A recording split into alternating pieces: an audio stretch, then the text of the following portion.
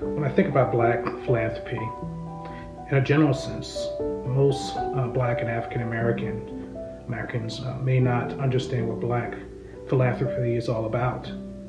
The reason most do not see the intersection of serving in the community and philanthropy has always been a part of the construct of how those in the community look out for each other.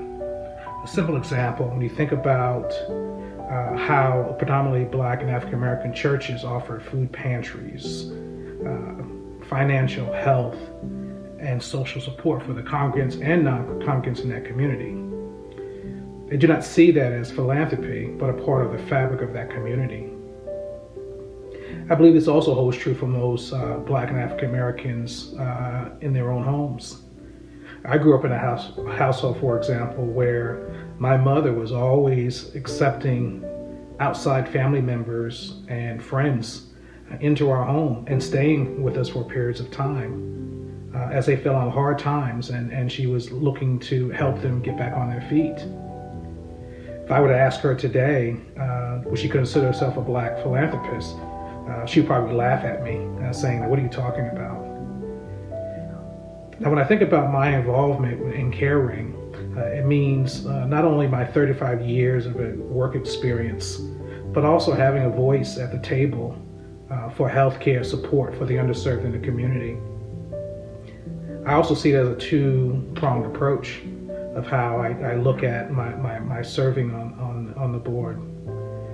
Obviously, being able to carry the story of my colleagues in the firm of why it is important as an organization to support caring.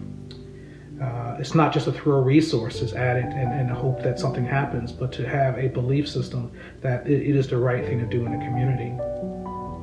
Two, I believe having lived on the fringe of poverty, I'm not gonna say I was poor, but I was right there.